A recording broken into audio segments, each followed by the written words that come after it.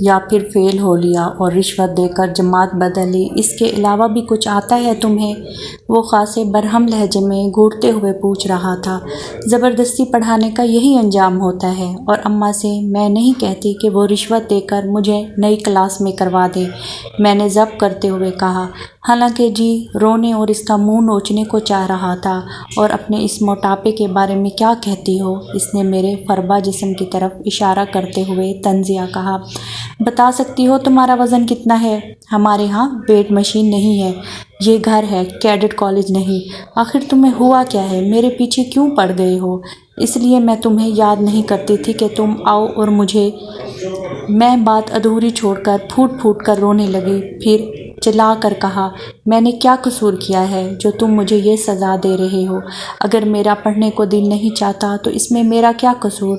اٹھا کیوں نہیں لیتے اسکول سے؟ اور اماں 12 بچوں کی خوراک مجھے کھلا کر اپنی ادھوری خواہش کی تکمیل کرتی ہے، انکار کر دوں تو ناراض ہوتی ہیں، اس میں میرا کیا قصور؟ اور تم؟ اس کو کچھ کہتے کہتے چپ ہو گئی، مگر آنسو آنکھوں سے گرتے رہے، مگر وہ ذرا بھی متاثر نہ ہوا اور بولا، پھوپھی زبردستی کھلاتی ہیں اور کھا کر نیند تمہارے ساتھ کرتی ہیں، مطلب سارے قصور پھوپھی کے ہیں، تمہارا کوئی نہیں؟ نہیں، میں نے معصومیت سے کہہ دیا۔ بکو مت، جب پڑھائی میں ان کی زبردستی نہیں چلتی تو پھر میں نے گھور کر اس کو دیکھا اور حلق پھاڑ کر چلائی، پھر یہ کہ مجھے نہیں پڑھنا، صرف کھانا ہے، سونا ہے اور موٹا ہونا ہے، کہ میں پھر پھوٹ پھوٹ کر رونے لگی۔ اچانک کھلے دروازے سے فیروز کی شکل نکل آئی۔ اس نے حیران ہو کر پہلے مجھے دیکھا، پھر ایاز سے کہا، کیا ہو رہا ہے بھائی؟ باز پرس، ایاز نے سنجیدگی سے جواب دیا۔ وہ کس بارے میں؟ انہوں نے مزید حیرانی سے پوچھا۔ محترمہ کی پڑھائی، موٹاپے اور وقت بے وقت سونے اور بیمار ہونے کے بارے میں، ایاز نے تفصیل سے بتایا۔ کیا مطلب؟ فیروز نے کچھ ناگواری سے کہا۔ شاید میرا رونا اس کو دکھ دے رہا تھا کہ وہ میرا بہت اچھا کزن تھا، اس کا رویہ ہمیشہ میرے ساتھ دوستوں جیسا تھا، اور ایک دوست دوسرے دوست کی توہین کس طرح سے برداشت کر سکتا ہے؟ مگر ایاز کو تو لگتا تھا کہ کسی کی بھی پرواہ نہیں تھی۔ بتا سکتے ہو اس کا وزن کتنا ہوگا؟ وہ فیروز سے پوچھ رہا تھا۔ نہیں، فیروز نے خشک لہجے میں کہا۔ اچھا، یہاں ویٹ مشین تو ہوگی تمہارے گھر میں؟ نہیں، فیروز نے اس کا مطلب سمجھ کر پہلے سے بھی زیادہ خراب لہجے میں کہا۔ اوہ اچھا۔ ایاز نے مایوسی سے کہا، پھر کچھ سوچتے ہوئے بولا، یار 80 کلو تو ہوگا ان محترمہ کا وزن، تمہارا کیا خیال ہے؟ بکواس مت کرو، نکلو باہر، میں سب لوگوں کو لینے آیا ہوں۔ پھر اس نے مجھے دیکھا۔ تم نہیں چلو گی آشم؟ نہیں، میں نے آنسو پوچھتے ہوئے کہا۔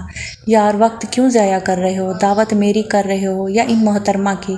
اگر تم نہیں چلو گی تو اماں خفا ہوں گی، ویسے بھی عذرا نے کہا تھا تمہیں ضرور لے کر آؤں، وہاں بھی جا کر کھانا ہی ہے۔ پھر بکواس؟ فیروز نے گھور کر دیکھا تو ایاز ہنستے ہوئے باہر نکل گیا، اور فیروز بھائی مجھے تیار ہونے کا کہہ کر اس کے پیچھے پیچھے چلے گئے۔ مارے مروت کے میں اٹھی اور جلدی سے تیار ہو کر باہر آئی تو ابا، اماں، پرویز اور فیروز بھائی اور ایاز سب ہی بیٹھے تھے۔ چلو بھائی اٹھو، میری بیٹی آ گئی، ابا نے مجھے دیکھتے ہی کہا، پھر میری طرف دیکھتے ہوئے کہا کہ میری بیٹی روئی ہے؟ مگر کیوں؟ انہوں نے مجھے پیار سے اپنے ساتھ لگا لیا۔ میرا جی چاہا رو رو کر سب کچھ بتا دوں، مگر وہ ظالم مجھے عزیز بھی بہت تھا، اس لیے جھوٹ کا سہارا لیتے ہوئے کہا، ابا ابھی سو کر اٹھی ہوں نا، اس لیے شاید ایسا لگ رہا ہے، زکام بھی ہونے والا ہے۔ اور شاید ایاز نہ جانے کیا کہنا چاہ رہا تھا کہ فیروز اس کا ہاتھ پکڑ کر باہر نکل گیا۔ پیچھے پیچھے ہم بھی تھے۔ کار کی اگلی سیٹ پر وہ اور فیروز بھائی کے ساتھ بیٹھ گیا، ہم سب پیچھے بیٹھ گئے۔ چند منٹ بعد ہم چچا کے گھر موجود تھے۔ چچا نے ایاز کو گلے لگایا، پھر چچی نے ایاز کو پیار کیا اور ایک حسرت بھری نظر مجھ پر ڈالی اور مجھے گلے لگا کر خوب پیار کیا۔ ملنے ملانے کے بعد ہم سب بیٹھ گئے، جبکہ دونوں بھابیاں ہم سے ملنے کے بعد پھر باورچی خانے میں چلی گئی۔ فراز کی بیوی میکے گئی ہوئی تھی۔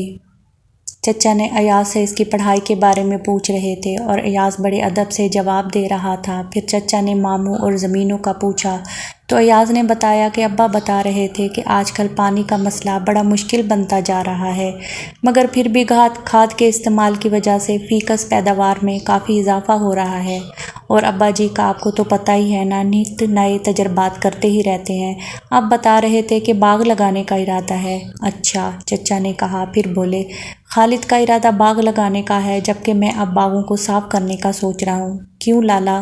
چچا نے پوچھا۔ یار پرویز کا خیال ہے باغ صاف کر کے بانس لگائیں، اس طرح آمدن میں بھی اضافہ ہوگا، اور یہ امرود اور الوچہ بہت سستے پھل ہیں، ان میں محنت کرنا نہیں پڑتی، جبکہ معاوضہ بہت کم ملتا ہے۔ باقی باغ صاف کر کے بانس لگا لو، پھل سے کئی گنا زیادہ معاوضہ ملے گا۔ ابا نے حقہ پیتے ہوئے کہا۔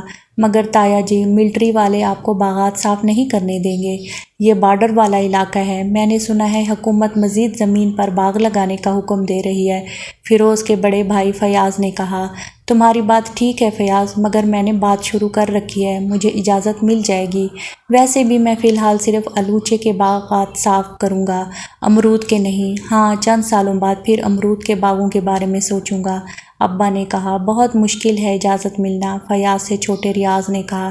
ایسی مشکل بھی نہیں بھائی جان، سلطان والا میں چودھری رحمت نے بھی باغ صاف کروا کے بانس لگائے ہیں، ریاض نے چھوٹے فراز سے کہا۔ تو چچا بولے، تو اس کا مطلب ہے آہستہ آہستہ سارے باغ ختم ہو جائیں گے؟